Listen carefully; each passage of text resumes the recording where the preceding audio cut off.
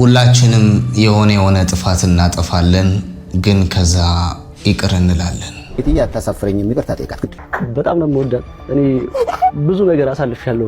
በኔ ላይፍ ውስጥ እኔ እሷን ከልቼ አይደለም ልጅ ከልቼ አይደለም ይቅርታ በጣም ወንዶች ቶሎ ባለመብሰላቸው ምክንያት ብዙ ሴቶች ዋጋ ሲከፍሉ ይታያል። ወንዶች ቶሎ ባለመብሰላቸው ብዙ ሴቶች ዋጋ ሲከፍሉ ይታያል። ቀነኒ አዱኛ ስትሞት ሆዷ ውስጥ ልጅ ነበረ።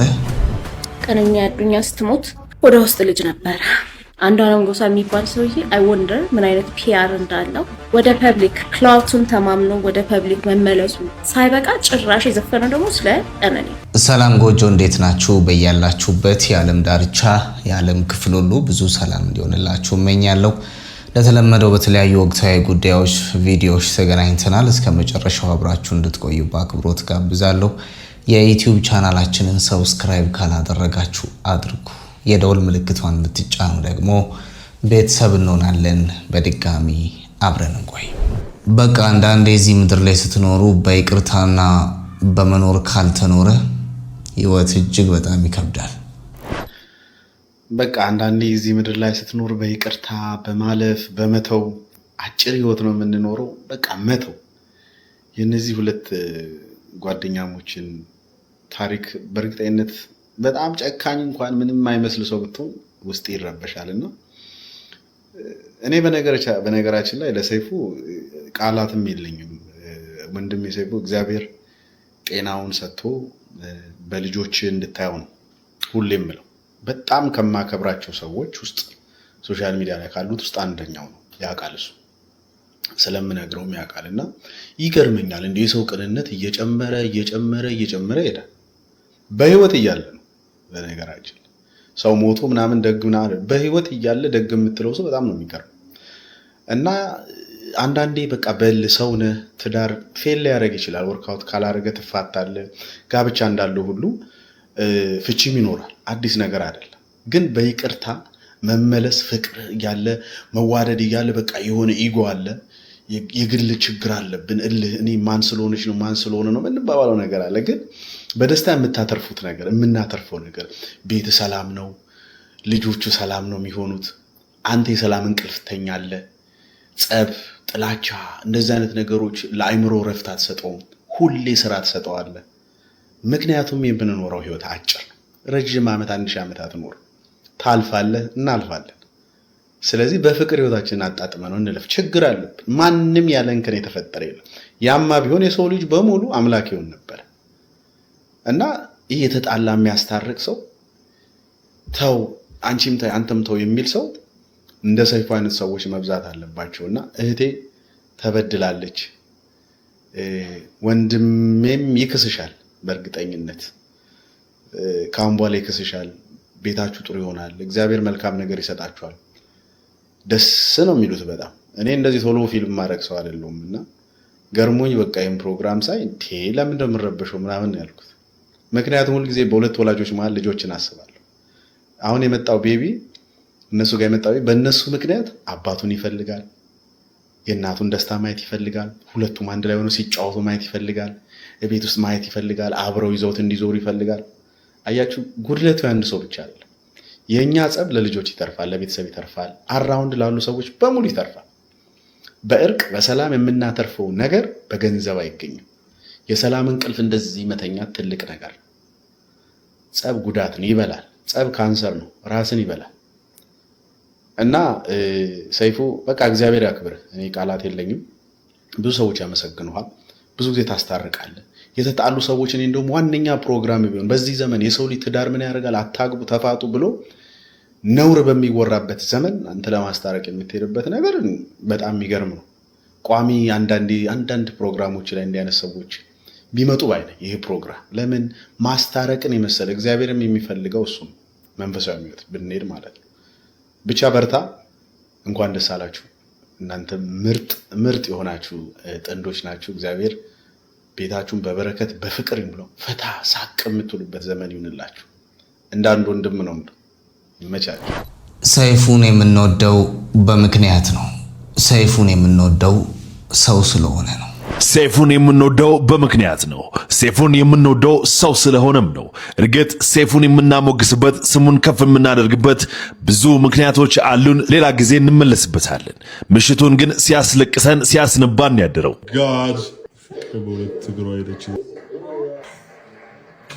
ከከባድ ስቃይና እንግልት በኋላ የተገኘ ድንቅ ተአምር ብለነዋል። አራስነቷን በረሃብ በቤት ኪራይ ጭንቀትና በብቸኝነት ያሳለፈችው ቤተልሔም ታሪኳን በቲክቶክ ካጋራች በኋላ ሰይፉ ሾው ላይ ቀርባ እንደነበር ይታወሳል። ዛሬ ግን ነገሮች በሙሉ ተቀይረው ሰይፉ ፋንታሁን የልጇን አባት አፈላልጎ በማስመጣት ሁለቱን በድጋሚ ያገናኛቸው። ዛሬ አብራችሁ ራት የምትበሉ ይመስላችኋል? ቶቶ ብለናል። እኛም ተመችቶናል። ይባስ ብሎ ደግሞ የልጇ አባት ድንቅ የፍቅር ሙዚቃም ጋብዟታል። ከንባና ከመከራ በኋላ የመጣ ይህ ፍቅር ዳግም መገናኘት የብዙዎችን ልብ ነክቷል፣ የኔንም ጭምር። ፍጻሜያችሁን ያሳምርላችሁ፣ ልጃችሁን ያሳድግላችሁ። ፈጣሪ ለሁሉም ሰው ከመከራ በኋላ ደስታን ያድል፣ እናንተንም አይለያችሁ። ለማንኛውም ሰይፉ ግን የእውነት ትችላለህ።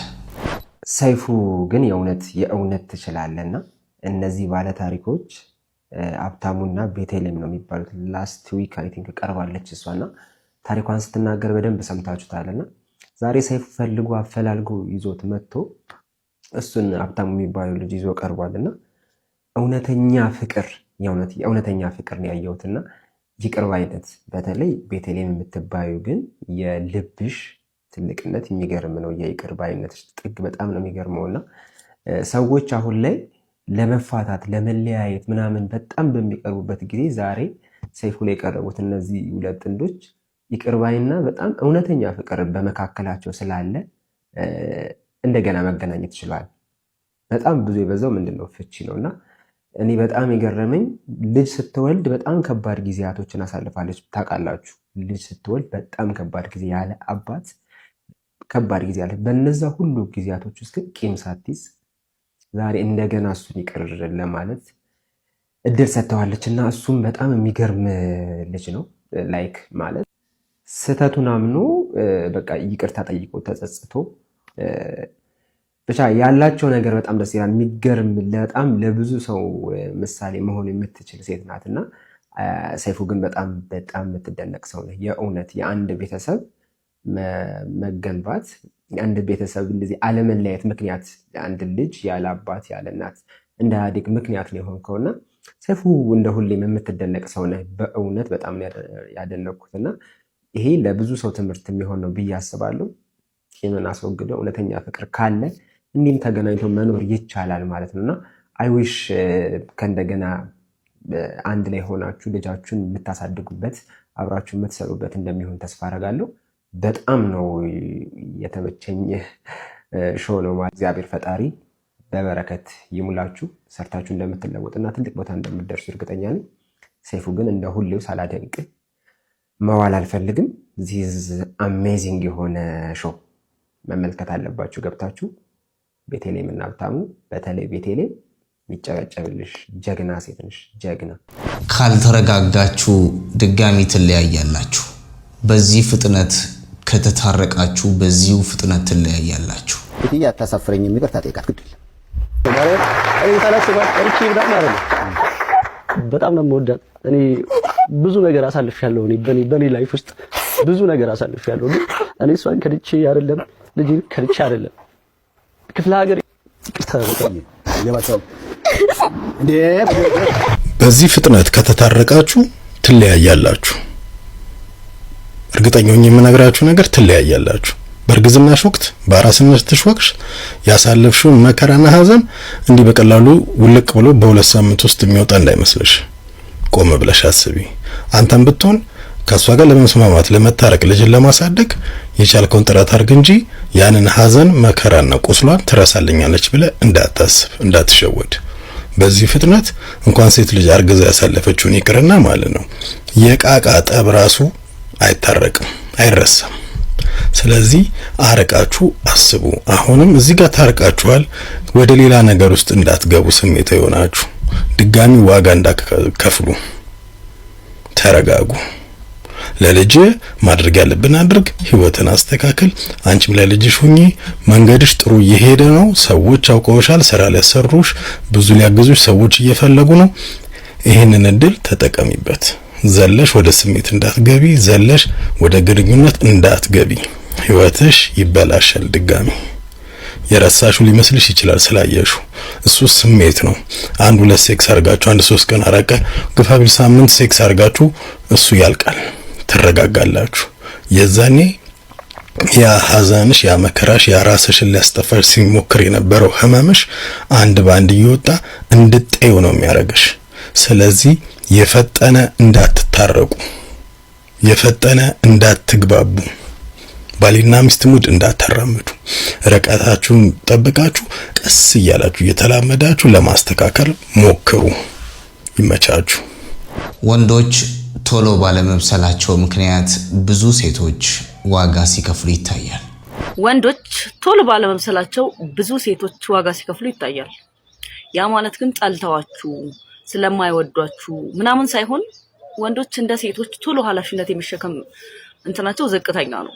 ከዛ ሳይፈልጉት ሳያውቁት የሚወዱትንም የሚወዳቸውንም ሰው ለማጣት ይገደዳሉ ማለት ነው። ከዛ ውስጥ ሰለባ ደግሞ እቺ ልጅ ነች።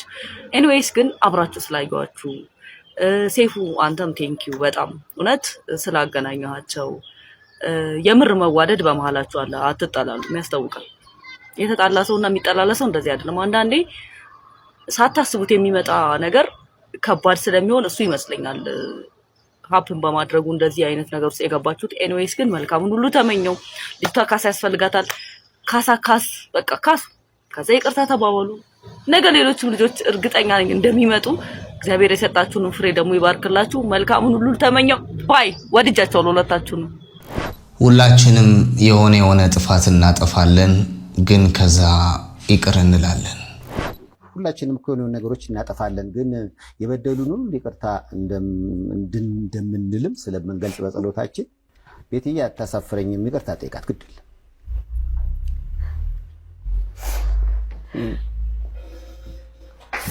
ምን ማለት እንደምችል ነው ማለት እኔ ሳላስባት ቀርቼ ብዳም አይደለም።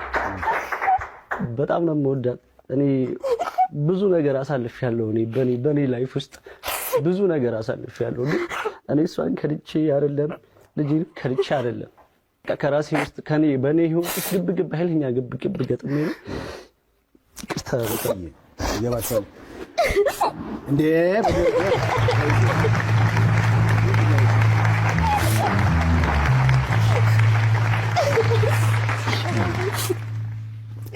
እንዴ ቅርብላል በቃ አይዞህ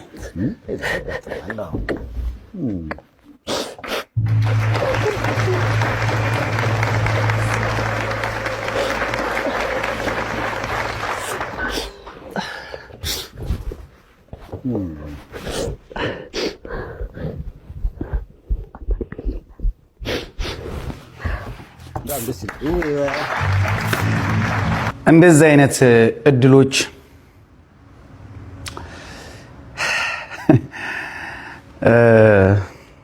እንደዚህ አይነት እድሎችን የምናፈቅ ብዙ ሰዎች አለ እና ሰይፍሻ ሁሌም ነው የምገረምብህ፣ ሁሌም ነው የምደነቅብህ ምን ያህል ጥላቻን፣ ምን ያህል ቂምን፣ ምን ያህል መራራቅንና በደልን በምን ልክ እንዳሳነስከውና እንደቀበርከው አልገባህም። ሰይፍሻ አልገባህም። ምን ያህል አንዲት ብላቴና ሕፃን ልጅ በአባቷ እቅፍ ውስጥ በእናቷ ደስታ ውስጥ እንድትኖር እንዳገዝካት ሰይፍሻ አልገባህም። ይህን እድል በማጣት ብዙዎች ልባቸው ቆስሎ ታሞ ምን ያህል በብዙ ህመም ውስጥ እንደሚሰቃዩ አልገባህም ሰይፍሻ። አንድ እግዚአብሔር አውደ ምሕረት ላይ ቆሞ ወንጌል ገልጦ ከብሉይ ኪዳን ከአዲስ ኪዳን እያጣቀሰ ይቅርባይነትና ፍቅርን ከሚሰብክ ሰባኪ በላይ አንተ ይቅርባይነትን በአካል ፍቅርን በተግባር መስማማትንና አብሮነትን እኮ ነው ያሳየን ሰይፍሻ። እና እድሜ ይስጥ ሰይፍሻ። እግዚአብሔር አሁንም ጸጋውን ያብዛልህ፣ ቤትህን ኑሮህን ሁሉ ይጠብቅልህ። አሁንም በዚህ መድረክ ላይ ቂም፣ ጥላቻ፣ መራራቅ ድል የሚነሳበት ፍቅር፣ መተሳሰብና መታረቅ የሚነግስበት ቲቪ ሾው እንዲሆንልህ ምኞቴ ነው። ሰይፍሻ እግዚአብሔር አብዝቶ አብዝቶ ይባርክህ። ይሄንን ብዙዎቻችን እናፍቀዋለን። ሰይፉ ፋንታሁን እነዚህን ባለትዳሮች ያስታርቃል። ቴዲ አዋሳ ደግሞ እነዚህን ፖለቲከኞች ያንታርቃል። ሰይፉ ፋንታሁን እነዚህን ወጣቶች ያስታርቃል። በሌላ በኩል ቴዲ አዋሳ ቤት ፖለቲከኞቻችንም ይነታረካሉ። እነዚህ ሁለት ወጣቶች ተኳረፉ እንጂ አልተጣሉ። በድለኸኛል፣ አስቀይመኸኛል፣ እንደዚያም ቢሆን አንተ ትሻለኛለህ፣ እወድሃለሁ፣ አፈቅርሃለሁ ትለዋለች። ግን ማይንገርህ እንድነግርህ ማን ይውሰደኝ ወደ አንተ? በድዬሻለሁ፣ አስቀይሜሻለሁ፣ ይቅርታ እንድልሽ ማን ያገናኘኝ? ሽማግሌ ማጣት እኮ በእነዚህ ሁለት ወጣቶች መካከል ሽማግሌ በማጣት ምክንያት ይሄን የመሰለ ፍቅር ልናጣ ነበር ማለት ነው። የሀገራችንም ጉዳይ ይሄ ይመስለኛል። ተኳርፈናል እንጂ አልተጣላንም። ከልብ ይቅርታ የሚል ሰው፣ ከልብ ይቅርታን የሚቀበል ሰው ከዛን የሚያገናኝ ሽማግሌ እጦት ነው። ፖለቲከኞቻችንም እኮ እርስ በርስ ይነጋገራሉ፣ ግን ተኳርፈዋል። ያንን ኩርፊያ የሚያገናኝ ሰው፣ የሚያነጋግር ሰው እጦት ነው። በእንጂ የሚያገናኝ ሰው እጦት ምክንያት ይሄን የመሰለ ፍቅር ልናጣ ማለት ነው። እና ሰይፉ ፋንታሁን ከሰሞኑ ወከባ፣ ከሰሞኑ ጭቅጭቅ ወተን ወደ እንደዚህ አይነት ፍቅሮች እንድንገባ ስላረከን እናመሰግናለን። እንደ አንተ አይነት ሰው ያብዛልን። እውነት ለመናገር ሽማግሌ ያብዛልን። ይቅርታ የሚል ሰው ያብዛልን። አይከፈልበትም ይቅርታ። በቃ ይቅርታ ከተባለ ከልብ ከሆነ ጥላቻን ያጠፋል፣ መውደድን ፍቅርን ያመጣል፣ የሚዋደዱ ሰዎች እንዳይራራቁ ያደርጋልና ስላረከው ነገር ሁሉ ምስጋና ይገባሃል። ፖለቲከኞቻችንም ይህንን ፕራክቲስ አርጉት። ሽማግሌዎችም ሽማግሌ ሁኑ፣ ከልብ ሽማግሌ። የሰው መዋደድ የሚያረካችሁ፣ የሰው መለያየት የሚቆጫችሁ ሽማግሌ ብትሆኑ ሀገራችንም እንደዚህ አይነት ፍቅር ይኖራልና ደግሜ ሰይፉ ፋንታሁን ስላረከው ነገር ክብር ይገባሃል፣ ምስጋና ይገባሃል። ዝም ስንል ቀነኒን የረሳናት እንዳይመስላችሁ። ዝም ስንል ቀነኒን የረሳናት፣ ዝም ስንል ደግሞ ማንንም ዝም ብሎ ወደ ህዝቡ እንዲቀላቀል በደንብ በህግ ተጣርቶ ፍትህ ያልተገኘላትን ነፍስ ላይ ተጠርጣሪ የሆነን ሰው ረስተን ወደፊት የምንሄድ የመሰላችሁ ሰዎች ካላችሁ ተሳስታችኋል። ለቀነኒ ቤተሰብ ፍትህ አልተገኘም። ህይወቷን የምትወድ ለራሷ በጣም ተስፋ ያላት ደስተኛ የሆነችን ልጅ ነጥቃችሁናል። የሷ ነች የምትባሉ ሰዎችም ለሷ ድምጽ ያሉላችሁ። ግን እግዚአብሔር ይመስገን የኢትዮጵያ ህዝብ ለቀነኒ ዝም አላለም። የፍትህ ሲስተማችን ኮራፕት ስለሆነ ነው እንጂ እንደዚህ አንሆንም ነበረ። እንደዛም ሆኖ ደግሞ አሁን ተመልሳችሁ በሌላ መልክ ራሳችሁን አርጋችሁ ለመምጣት ካሰባችሁ አይሆንላችሁ። ፍትህ ለቀነኒ፣ ፍትህ ለቀነኒ። ለምን ማስመሰል? አሁንም በሌላ መንገድ ደግሞ ራስን ተኳኩሎ መምጣት ቀነኒን እንድንረሳ ያደረገንም። እኛ ደግሞ ፍትህ ለቀነኒ እንላለን ሁሌ። ፍትህ ለቀነኒ። We will not forget her, by the way. አንረሳትም። Justice for ቀነኒ። ቀነኒ አዱኛ ስትሞት ሆዷ ውስጥ ልጅ ነበረ። ቀነኒ አዱኛ ስትሞት ሆዷ ውስጥ ልጅ ነበረ። በጣም ብዙ ተስፋ ያላት በጣም ወጣት ልጅ ነች። ሁሉ ቢቀር እንኳን ሰው ነች። She was just trying to live and then ሞተች። አንዷን ጎሳ የሚባል ሰውዬ I wonder ምን አይነት ፒአር እንዳለው። ግን what the fuck do you mean? ወደ ፐብሊክ ክላውቱን ተማምኖ ወደ ፐብሊክ መመለሱ ሳይበቃ ጭራሽ የዘፈነው ደግሞ ስለ ቀነኒ ነው። ይሄ የግፍ ግፍ ግፍ ለዛ ድሮ በቀይ ሽብር ጊዜ ምናምን አክቹሊ አሁንም ልጅ ሞቶባቸው እናቶች ለቅሶ እንዳይቀመጡ ቤተሰቦች ምናምን ሲተከለከሉ፣ ከዛ ደግሞ ሬሳ ማንሻ ራሳችሁ ክፈሉ ተባሉ ወይ ቆፍራችሁ ቅበሩ። በጣም ዘግናኝ ሞቱ አይበቃም እንዴ ምናምን የሚያስብሉ ስቶሪዎች እንሰማለን። እኔ የምረዳው የልጁን ዘፈን ከመዝፈንም ደግሞ ስለሷ መዝፈኑ እንደዚህ ለኔ የሚገባኝ you know you could have just shut up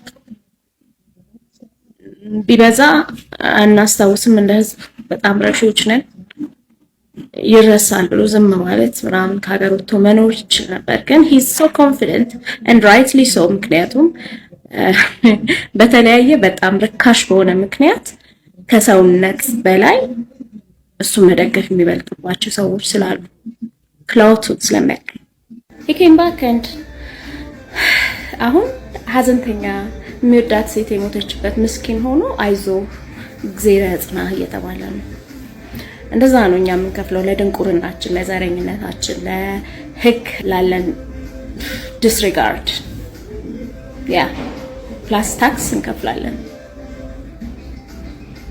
ጭራሽ መጥቶ እየቀለለብን ነው በነገራችን ላይ ለኢትዮጵያ ሴቶች በሙሉ it's like a middle finger to us both from the government and this guy አሁን ጦር የሚያማዝዘን ምን እንደሆነ ታውቃለህ አሁን ጦር የሚያማዝዘን ብዙ ትውልድ የበላብን ጉዳይ ምን እንደሆነ ልንገርህ የሆነ ብሔረሰብና የሆነ ሃይማኖት የሀገር ባለቤት ነኝ ብሎ ተቀምጧል እና ድሮ ፌደራሊስቶች ሲሉት በዚህ ልክ እንደዚህ ሽታው የሚሰነፍግ አይመስለኝም ነበር በዚህ ልክ አይመስለኝም ነበር ግን ለካ መሬት ላይ ያለው ሀቅ ይሄ ነው እና አሁን ሲገባኝ ሁሉም ሰው የዘራውን ነው እያጨደ ያለው ቶለሬት የማያደርግ ትውልድ ተነስቶ እየተበቀላቸው ነው ብዬ ነው በቃ የደመደምኩት ሰላም ሰላም ቤተሰብ እንደምን አላችሁ እግዚአብሔር ይመስገን በጣም ሰላም ነኝ ዛሬ ሶሻል ሚዲያ ላይ ዞር ስል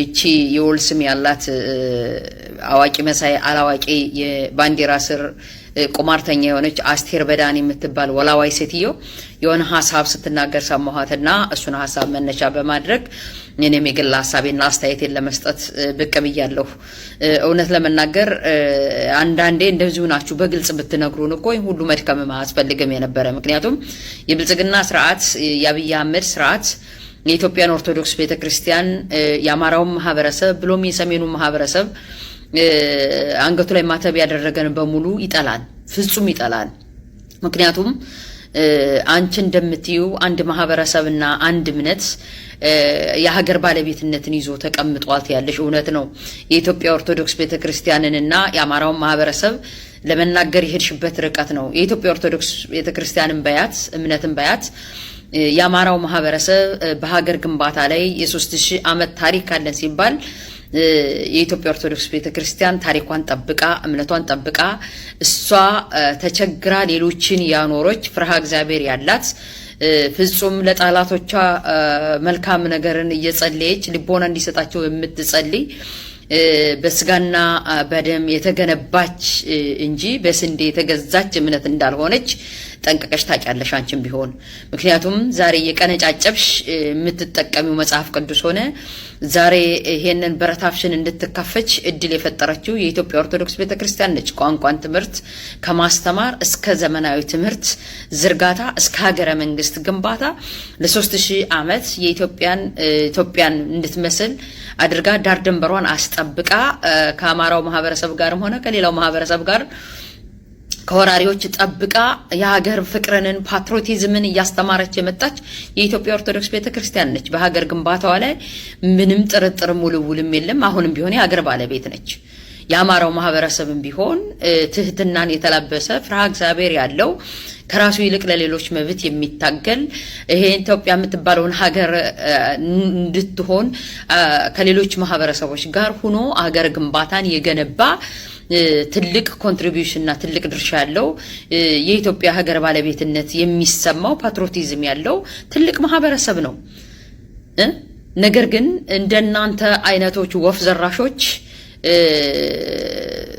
ስትመጡ በኢንፌሪዮሪቲ ያደጋችሁ ይችንን ሀገር ለሽያጭ ስታቀርቧት አንቺና አብይ አህመድ ምክንያቱም ታሪክ ሲጠና የአብይ አህመድ ፍቅረኛ ወይም ጓደኛ እንደነበርሽ ይታወቃል አስተሳሰባችሁ አንድ ሊሆን እንደሚችል ስለገመትኩ ነው ይሄን ቪዲዮ መስራት የፈለኩት ስለዚህ አገሪቱን ለመሸጥ ስትዋዋሉ ቀድማችሁ ማፍረስ ያለባችሁ የሰሜኑን ክፍል አንገቱ ላይ ማተብ ያንጠለጠለ በሙሉ ከትግራይ ክልል ከትግራይ ህዝብ እስከ አማራ ህዝብ ያለውን እስከ አርሲ ሳይቀር አንገቱ መቀላት አለበት ብላችሁ ምክንያቱም የኢትዮጵያ ኦርቶዶክስ ቤተክርስቲያን ስለ ሀገር ፍቅር ስለ ፓትሪዮቲዝም ስለ ሀገር ድንበር መጠበቅ ምታስተምር ትህትናን ምታስተምር እንደናንተ ላሉ ወራሪ ተሸካሚዎችና ለወራሪ ሀገር ለሚሸጡ ጠላቶች ሳይቀር ልቦና እንዲሰጣችሁ የምትጸልይ መልካም ስብዕናን የምታስተምር የኢትዮጵያ ኦርቶዶክስ ቤተክርስቲያን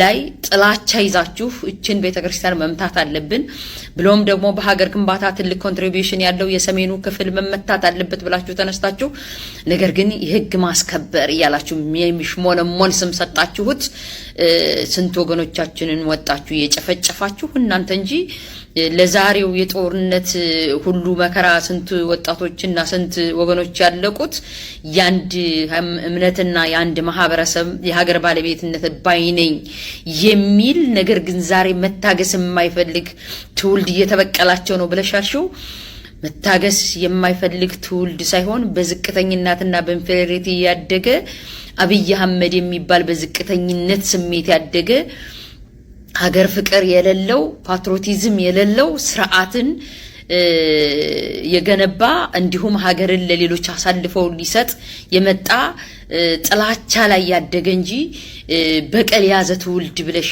ለተነሳሽው ትክክል አይደለም ምክንያቱም በቀል የሚባለው ካሁን በፊት የኢትዮጵያ ኦርቶዶክስ ቤተክርስቲያንም ሆነ የአማራው ማህበረሰብ ማንም ህዝብ ላይ በደል አላደረሱም ምክንያቱም የኢትዮጵያ ኦርቶዶክስ ቤተክርስቲያን አንገት አልቀላችም የኢትዮጵያ ኦርቶዶክስ ቤተክርስቲያን ውረሩ ዝረፉ ቅጠፉ አትልም እንዲያውም እሷ እየተበደለች እሷ እየተጎዳች ምላሽ ከእግዚአብሔር እየጠበቀች ያለች ዛሬም ቢሆን በመከራ ውስጥ እያለፈች ምእመኑ ሳያንሳት ዝም በሉ ታገሱ መልስ ከእግዚአብሔር ነው እያለች ትግስትና ትህትናን እያስተማረች ለእናንተ ለበቀልተኞችና ለበደለኞች ትግስትን ትምህርትን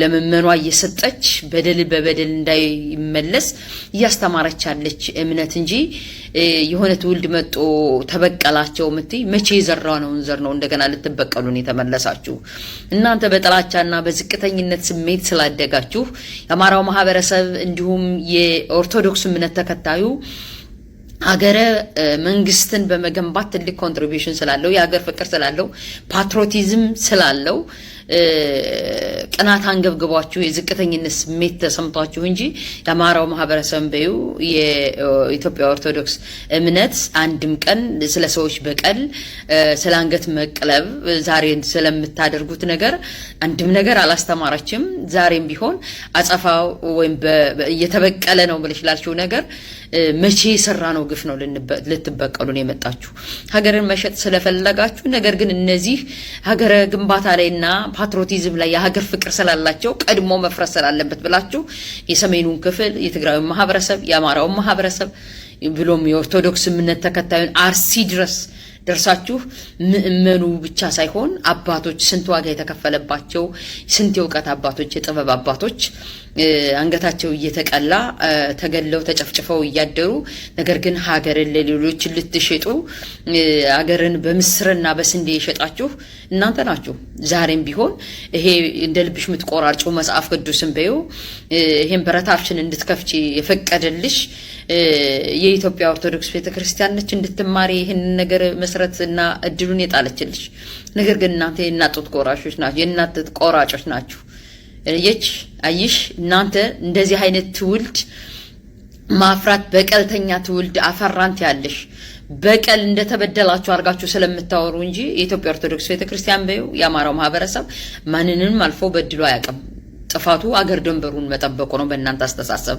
ፓትሪዮቲዝም ይዞ ማደሩ ነው ለራሱ ሳይኖር ለሌላው መኖሩ ነው የኢትዮጵያ ኦርቶዶክስ ቤተክርስቲያን እሷ ተቸግራ እሷ ተረባ እናንተን አጥግባ ማደሯ ነው አይሽ ይሄ ነው ጥፋታችን ይሄ ነው በደላችን ምእመኑ ቁጥሩ ሳያንስ ለምታደርሱብን በቀል አጸፋ መስጠት አቅቶን ሳይሆን እምነታችን ስለማይፈቅድ የእምነት አባቶቻችንም ቢሆን ታገሱ ተው መልስ ከእግዚአብሔር ነው እየተባለ ነገር ግን ወጣቶቻችን ክርስቲያን በመሆናቸው ኦርቶዶክስ እምነት ተከታይ በመሆናቸው አማራዎች በመሆናቸው ዛሬ እንዳይወልዱ እንዳያገቡ ተደርገው ቤታቸው ድረስ ወገንተኝነት በሌላቸው ሰዎች እየተጨፈጨፉ አይሽ ዘራችን እንዲጠፋ እየተደረገ ያለ በኢንፌሪቲዝምት በዝቅተኝነት ስሜት ያደገው ትላንትናው ፍቅረኛሽ የነበረው አብይ አህመድና አንቺና አንቺ መሰሎች እንጂ የሆነ ትውልድ ተነስቶ እየተበቀለን እንዳልሆነ እናውቃለን። ምክንያቱም በቀል ማለት ለሰራው ስራ ሪቬንጅ ነው፣ ምላሽ ነው። ኢትዮጵያ ኦርቶዶክስ ቤተክርስቲያን ለሀገር ለወገን ያደረገችው ዳር ደንበርን ጠብቃ ቋንቋን አስተምራ ለራሷ ሳይሆን ለሌሎች የምትኖር ባጥንትና በደም የተገነባች ትህትናን እና ስርዓትን ያስተማረች ሶሻል ኮንትሮልን ያስተማረች ዛሬም ቢሆን በመከራ ውስጥ ያለፈች ስለ ሀገሯ የምትጸልይ ስለናንተ ስለ ክፎቹ የምትጸልይ ሀገረ መንግስትን የገነባች እንጂ ትላንትናም በቀልም ያደረሰች አይደለም። ዛሬም በደልና በቀል እየደረሰባት አንድም ነገር እየመለሰች አይደለችም። መልስ ከእግዚአብሔር ነው ብላ እየጠበቀች ያለችው።